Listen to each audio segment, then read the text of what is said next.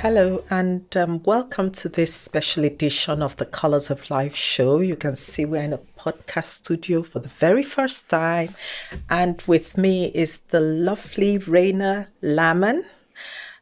Reina is American, but we met up here in Oxford, and she has an interesting story of how the Lord has led her, and I think we would glean some important things about life from her story.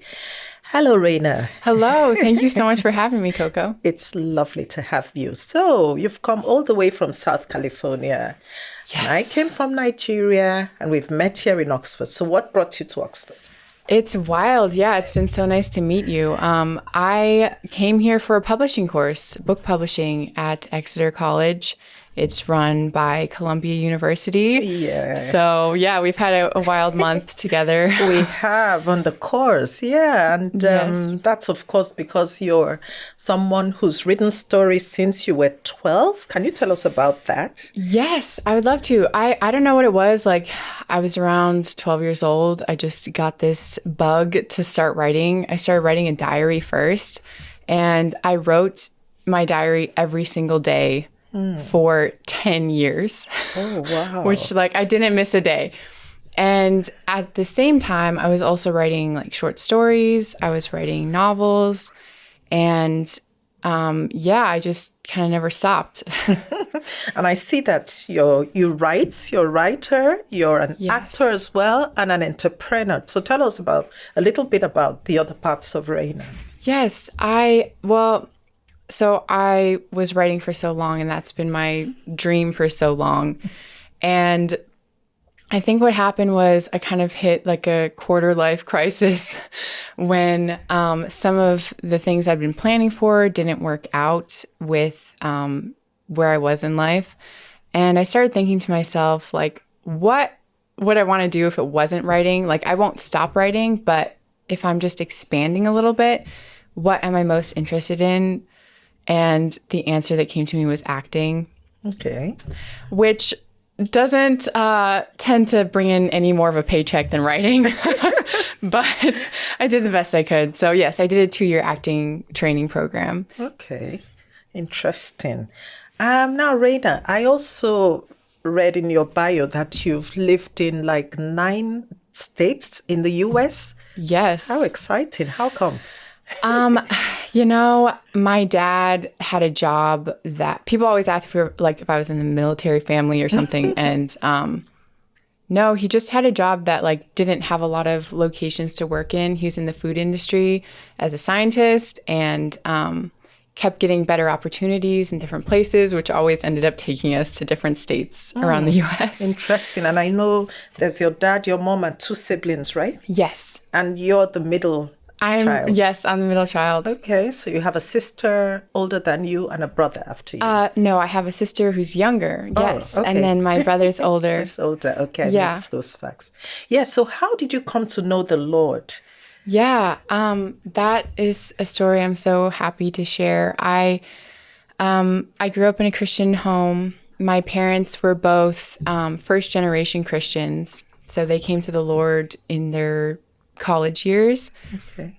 My dad maybe a little bit younger, and they read the word to us. They prayed with us, and when I was like about 4 years old, I don't even remember the day. I just have always known Jesus. Okay. But they prayed with me, and I accepted him as my savior. Interesting. And I'm just wondering, I accepted the Lord first, I would say, when I was about 12. Oh. But I didn't quite understand what was going on. And then when I was in uni at about the age of 19, I rededicated my life to the Lord. So I'm just wondering, did you have any like season of rebellion, maybe as a teenager or as a young adult, which a lot of us went through as Christians? Yeah, I've heard that's fairly common. I really didn't. Okay. I just always knew like Jesus. I just always knew that he was real and that I wanted to follow him. And that's been my story. Interesting. Yeah. And I know part of your story is how you came on the Columbia Publishing course in Oxford. You told me, you gave me that testimony. I'd love us to hear it again. I would love to share. Yeah, I had finished writing this book and Spectra, and we're coming to yes. Reina's book soon. I just finished a long writing project. Okay. And I ended up spending a month just like praying and fasting. Like, what do I do next? Because this has been such a big part of my life. And now it's kind of feels like it's over, but also like there's so much more work ahead of me. And so what happened was during that season, I ordered these books about Oxford and Cambridge, and I was going to do some research on them. And then a couple of days later, a friend of mine sent me a message about this publishing course. And I opened up the webpage and I saw it said Oxford on there. And I was like, wow. I had just gotten books to my house about Oxford. And then here it is again. And I just knew that I was supposed to apply. I just knew that I was supposed to go. It was very expensive. Tell me about it. As you know. And I had just spent a lot of personal resources on a book project. So I really didn't know how I was going to get there. But I just paid the deposit. I bought my tickets. I stepped out in faith. I really did. I had several $1,000s to pay before I got there. And I was just like, well, the Lord will provide for me. And the Sunday before I left, a friend of mine was like telling me, I would just really encourage you to sow into something, because sometimes when we're waiting on the Lord for that provision, it's like sowing a seed. And so I took his advice and I actually sowed into a relative's ministry. Okay. And she contacted me the day before I left, which was very stressful to be like waiting last minute. Exactly. And she offered me a job to do a book project with her, which, I was not expecting at all. Wow. And that job, she gave you some money for some advance payment for the book project. Yeah. Yes, I'm very thankful. She gave me an advance payment, so we're going to be working on that project soon. Yeah, so that's how you were able to then pay for your course and make it to Oxford. Exactly. Yeah, so amazing. One of the things I've discovered in Oxford is a rich Christian heritage. Have you been on any of the tours and have you come across those stories? Anyone you can share with us? Yeah, well, I did do some reading before I left about the Inklings, which is, C.S. Lewis's and J.R.R. Tolkien's writers group. And they used to meet at a pub very close What's to the name of the pub? The Eagle and Child. The Eagle and which Child, they called The Bird and the Baby. It's really funny. But I love it. So I did a lot of reading about their group before I left. And I was so inspired by their storytelling, by their faith, and their community, like how they really created this like community of writers and thinkers. And that's kind of what I hope for and long for. Yeah, I know. That's how I felt as well. Having been touched by particularly C.S. Lewis's stories, the Chronicles of Narnia, and the famous The Lion, the Witch, and the Wardrobe. Yeah. Yes, exactly. Yeah, there's also, I don't know if you went far back into Oxford's history, but there's the Oxford movement that took place lots of centuries ago, and it was like a Reformation movement in the church that brought revival to Oxford. Wow. Very interesting. Now we're going to talk about Spectra. Well done, because thank you. Getting to the stage where you've written and published is no mean feat. So we want to talk about your book, Spectra. Now, I know you've been writing from when you were a child, but what is Spectra about? How long did it take you to write it? And what do you look to achieve? I know there's a faith story behind this, how the Lord led you. So tell us about that. Yeah, I would love to. I started writing Spectra when I was in university, actually taking a break year from university. And it's about a girl named Sable who grows up on a world where there's no color. So it's very gray existence. And she discovers an intergalactic river between the planets that connects all of them together like a road. Okay. And it's also a river that shows visions of the past, present, and future. Okay. And she has the ability to see those visions. So it's kind of about her discovery of like finding a home in the midst of everything going on, her learning to trust people after having a very rough upbringing. So different from my own, but I was just going to ask, that it did sound different. We'll take a break now, and when we'll come back, we'll dig deeper into Spectra. So thank you. This is the first part of this show. I'm in conversation with Reina, and we just began to speak about her book, Spectra. We'll take a break, and when we come back, we'll hear how the Lord has led her in this important project. So stay with us.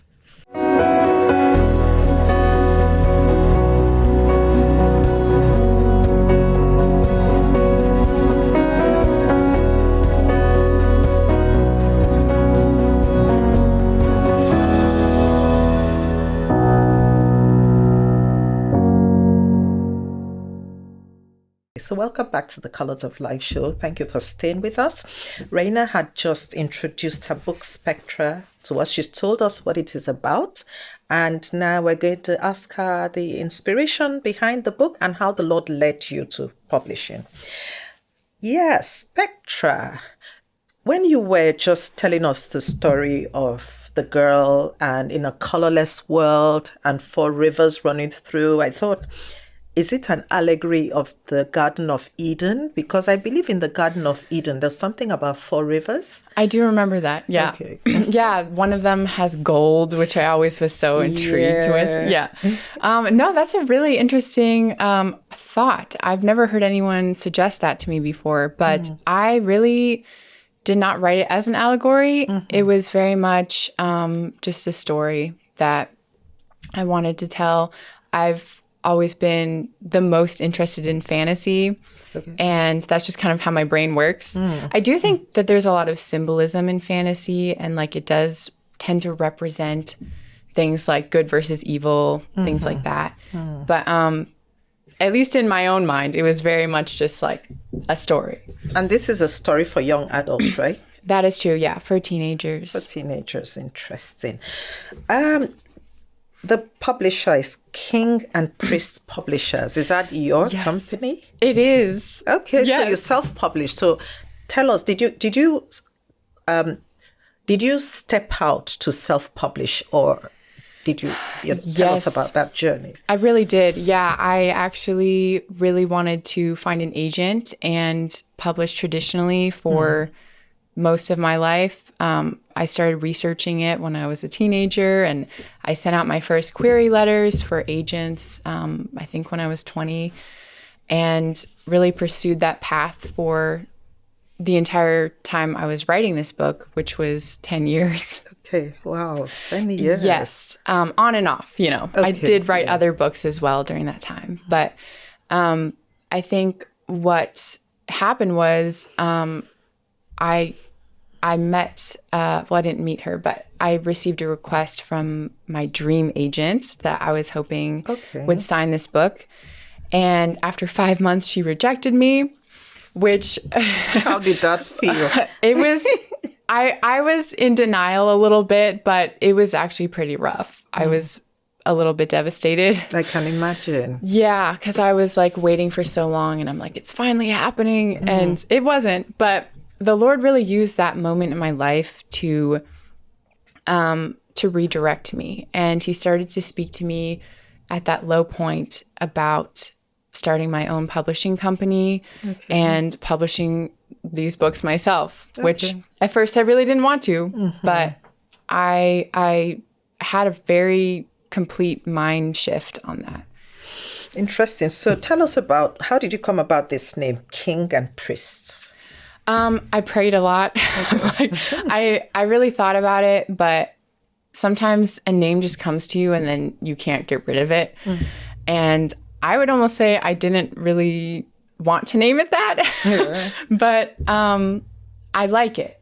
And I think that was what the Lord chose for me. Yeah.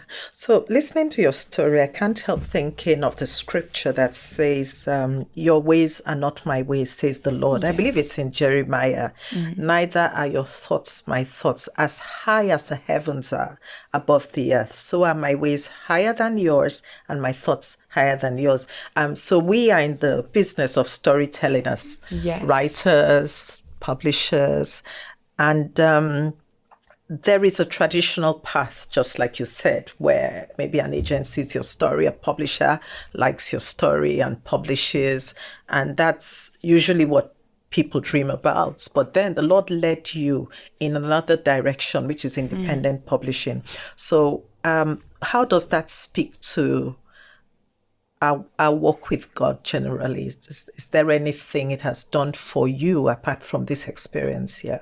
Yes. I mean, it was very humbling Okay. because I think, I've always tried to follow the vision that the Lord has for me. And sometimes along with that vision comes certain expectations, but our expectations aren't the same as God's vision all the time. Yeah. And so it really taught me to, in a sense, just like die to myself more. But then the joy in that and just knowing the goodness of God, that he helps you through that, in the sense that, like, I'm actually very excited about starting a company. I feel like that's actually what I would prefer to do now. So he took me through that entire process of To changing bring my you to mind. that point, and we'd Yes. love to hear how things go. I'm sure the Lord, in his usual faithfulness, will just keep unfolding his goodness in your life. Now, Yes. Reina, you told me about an incident of that, like a defining moment in your walk with God, when you got filled with the Holy Spirit. Would you like to share that? Yeah, I'll share briefly on that. I went through quite a bit of depression in college, which was just very, very difficult. And it was, I think, a couple years later that my mom found out about a conference in Georgia. And me and my parents just kind of packed up and went there. And I just experienced so much more of God at that conference, where I felt his tangible presence with me, which is something that, even though I believed he was with me my whole life, I just suddenly had this experience of like knowing he's right there. And I feel like that was a defining moment for me, because my depression really just dispersed and I began a healing journey that took a few more years, but really started on that day. Yeah. So you did mention to me about hands being laid on you and that experience. Would you like to share it? Yeah, I had someone pray for me, and that's kind of when I felt the presence of the Lord just like go through me, really. And it was something it was a supernatural thing. Like, I'd never felt anything like that before. Yeah, and I can imagine that it's moments like that when you have like a visitation from the Lord that keep you going even when things get tough. Yes, that is true. Yeah, like that will bring me back to your time in Oxford. I know that you feel that the Lord wants you to stay on here a little bit longer, and we're still believing God. You're believing God to make a way. How do you feel at this point, when you're not even sure where you're going to stay in Oxford? Well, yes, to fill everyone in, I don't know where I'm staying tonight.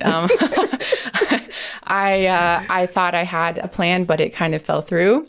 So, it's like really walking that line of like faith and also taking responsibility, because sometimes there are things you have to like do and take care of, but then other times God just tells you to wait, and then you have to trust that he'll come through for you. And he always does. He always does. Sometimes it's at the last minute, but I can't think of a time that he hasn't come through. And as I was sharing with you, there was a time in my life, over 30 years ago, perhaps, that I went to Tulsa. I call it a journey to Tulsa on the wings of faith. Wow. I was much younger then and could take a lot of risks. I wasn't as logical as I am now. Yeah, but there's this popular convention in Tulsa that Kenneth Hagin Ministries still holds, I believe. And I just wanted to go on that trip, but I didn't have the resources to go. I had a group of friends that I used to pray with once a month. So I told them, I want to go to Tulsa. I don't have any money. Can you pray that I'll go to Tulsa? And we held hands. And I remember saying, if you don't have the faith, don't pray with me. So we prayed. But I had a visa, an American visa. And then I worked with an airline.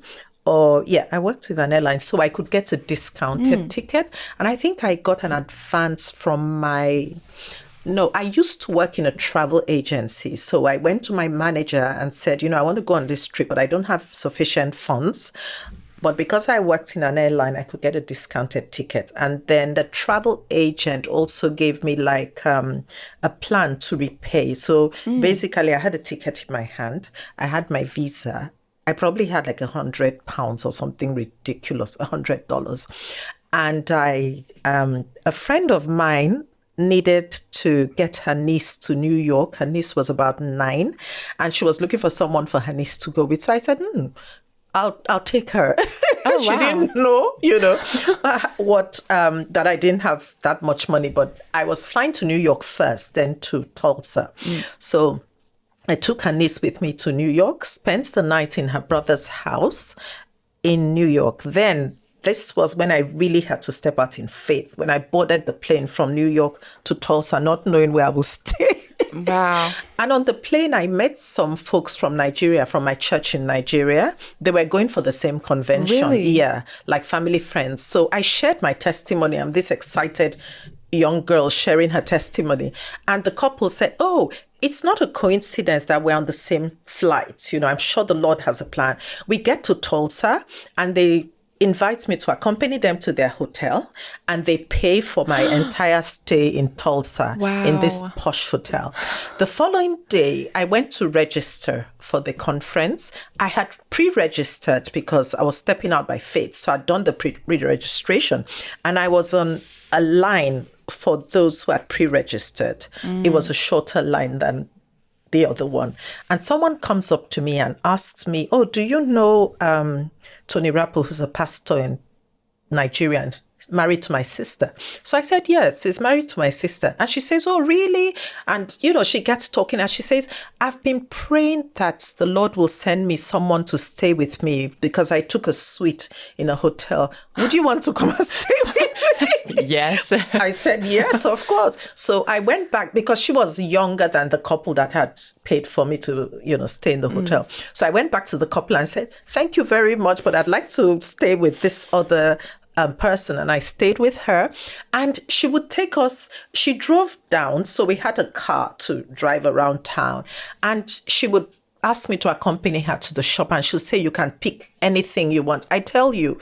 And I didn't tell her I don't have funds with me, So God provided more than, I think it was towards the end of the trip that I opened up to her and said, this is how I got here. And she was like, what? And she said, just buy anything, I'll pay for it. Yeah. And then my sister-in-law was in the States at the time. And when she heard I had come to the convention, she sent me some money. So I ended up returning to Nigeria with more money than I had left Nigeria Wow. with. It was it's a testimony I would never forget. So, yeah. Wow, that is really amazing. So that should encourage you Yes, that the Lord has already provided. That for myself. Thank you. Yeah, so we'll take a break now. And when we come back, we'll conclude our conversation, just digging a little bit more into Reina's life. Thank you for staying with us. We'll take a break. And when we come back, we'll conclude this conversation.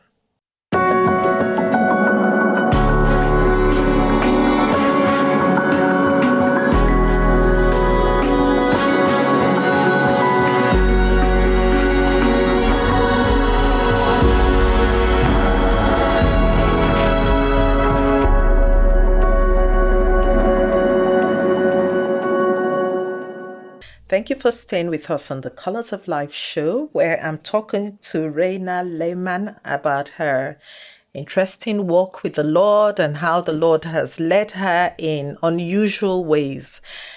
In concluding our conversation, I'd like to ask you, Reina, about your childhood. You told me something that was very interesting, and that's that you were homeschooled. How was that experience? It was the only thing I ever knew, so it's hard to compare it to anything. Yeah. But I really feel like it was ideal. Yeah. When you go through school, you kind of experience like all the highs and lows. So sometimes you focus on, I didn't like this, but looking back, I'm like, I wouldn't have it any other way. Yeah, so I'm curious to know, was it your parents who homeschooled you, or was it someone else? Yeah, it was my parents. They homeschooled me and my siblings throughout our entire school years until university. Okay, so this is like until you were maybe 18? I was 17, yes. Okay, Yeah. okay, interesting. So Yeah. did you feel like, were you curious to know, did you ever say, I want to go to school like everyone else or most people? There were a couple of times in high school that I kind of wondered if I would be interested in just trying high school. I did have an experience taking driver's ed at the high school. And Sorry, what's driver's ed? that is like when you're 16, you can take a class that allows you to get your license before you turn 18. Okay, Otherwise, that's you your have driving license. your driving license for cars. Yeah. Otherwise, you have to wait till you're 18. So if you take the class, then you can get your license at 16. Okay, so how long did that class last? I believe it was a couple of months, maybe 3 months or 2 months. So this was like your first experience in an actual class with other people.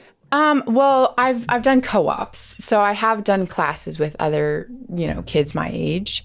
Okay, that are homeschooled. That are also homeschooled, yes. Okay. So co-ops, they would typically meet like once a week.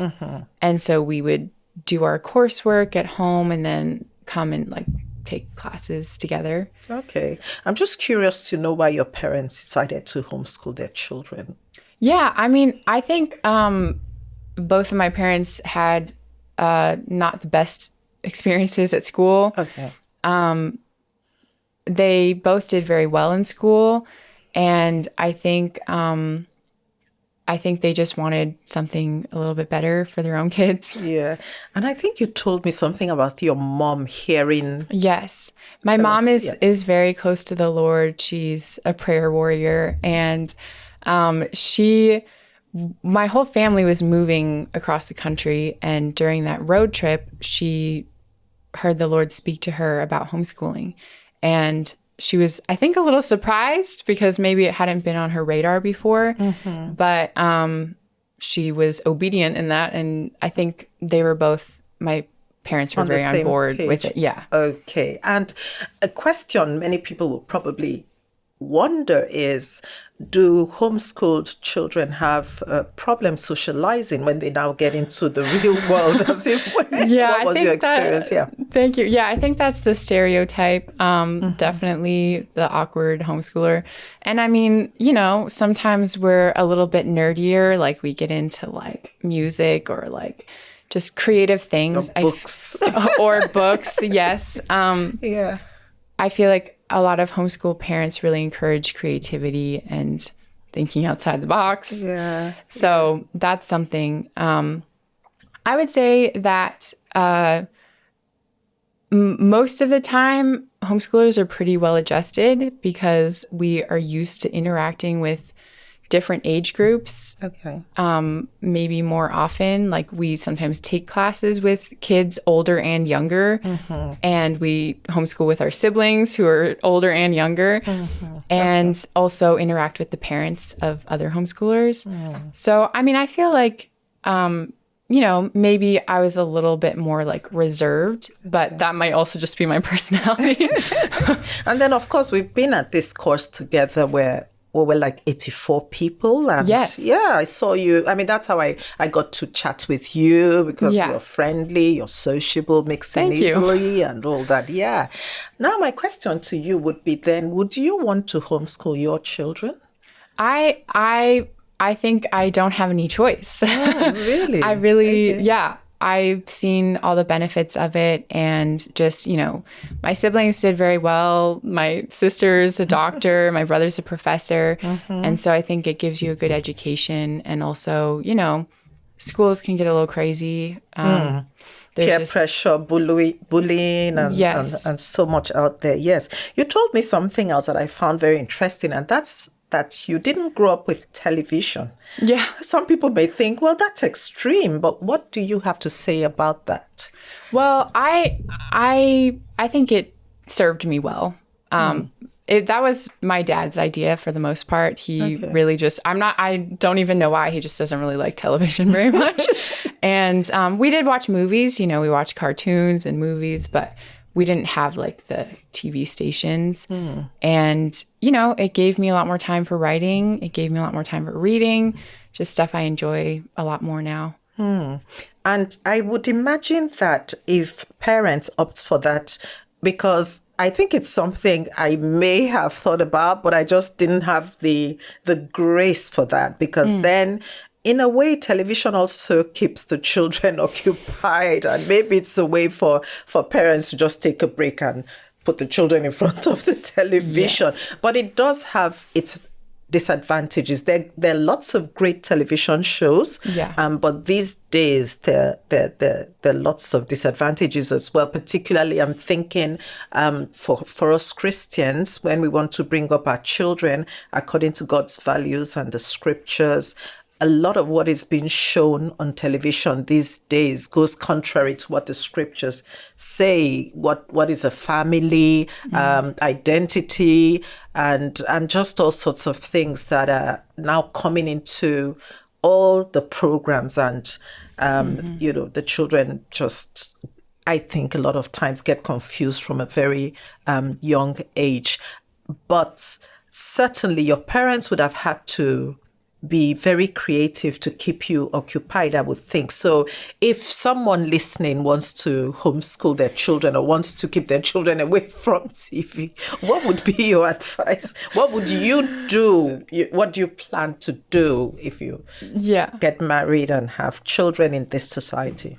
Yeah, I mean, I definitely think, every family is different. Sometimes something doesn't work for one family, but it works for another family. So I wouldn't want to put my ideals on anyone else. Yeah, but I do hope that my children have space to be creative as well.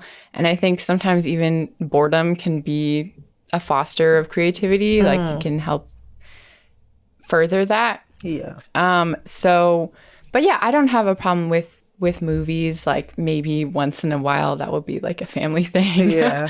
We'll have to see. Yeah.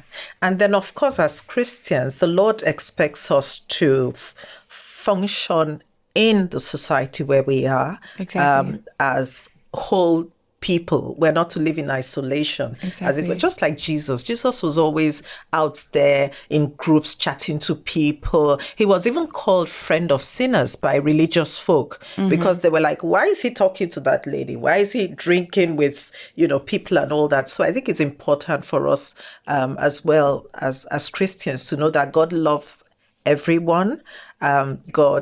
Jesus died for everyone, and we should reflect that love to people, irrespective of their beliefs and where they're coming from and their values. So that's really important, isn't it? Now, yeah.